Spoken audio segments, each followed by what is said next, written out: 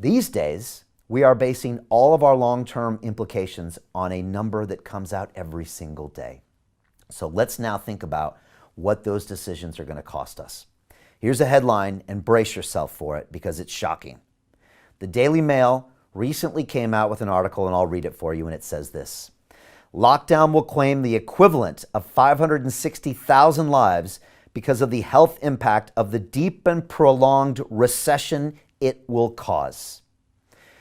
Now, this is according to research from Professor Philip Thomas of Bristol University, and he is saying there is a demonstrable link between a country's wealth and the life expectancy of its citizens. Or to put it simply, the richer a country, the longer its people live.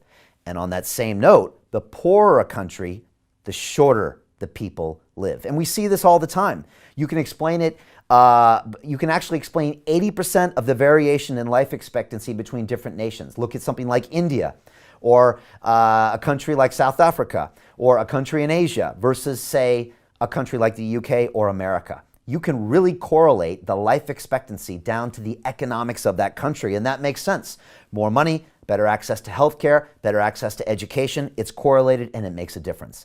And yet no one is talking about that as we watch our economy go down the drain during this Tier 5 lockdown that suspended all business and all human activity. And so the professor goes on to say, quote, a sustained lockdown would lead to economic output slumping to around 9% lower than normal, which is exactly what we saw last year, actually more like 11%. With grim forecasts predicting 3 million unemployed to be caused by COVID. All of this will reduce each person's life by 4 months on average. This is exactly what Professor Philip Thomas is saying of Bristol University.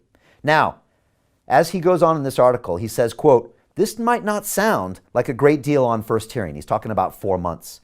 But when you multiply that by Britain's population of 67 million, the number of average lives lost comes to 560,000 average lives lost. And here is a summary of his calculations. And you can see these numbers up here. I'll walk you through them. That's 67 million people here in the UK.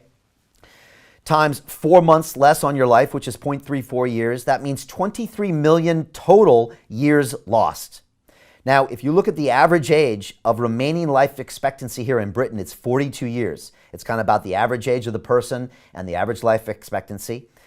If you divide that into 23 million, you get the 560,000 lives lost. And that is greater than the total deaths in the Second World War that the UK suffered in military and civilian. It's a massive number. And yet we are doing that to ourselves right now as we speak. And no one is paying attention to it. Imagine that. Imagine if that number came up every day and we could see how many people were dying for lockdown. Do you think we would stay in lockdown? Do you think our politicians would continue pursuing this agenda? I don't think so. But we focus on that one metric, and all of our behavior is around that one metric.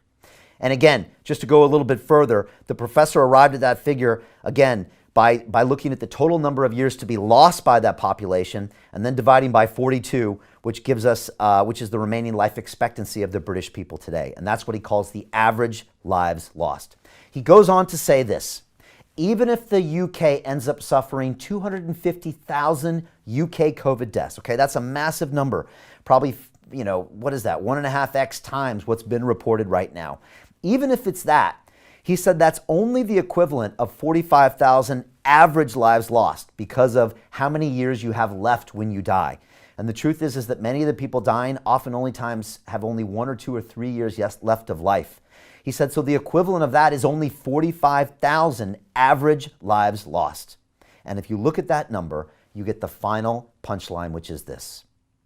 That number is less than 10% of the equivalent loss of life that this nation is going to suffer by this prolonged lockdown. 10%.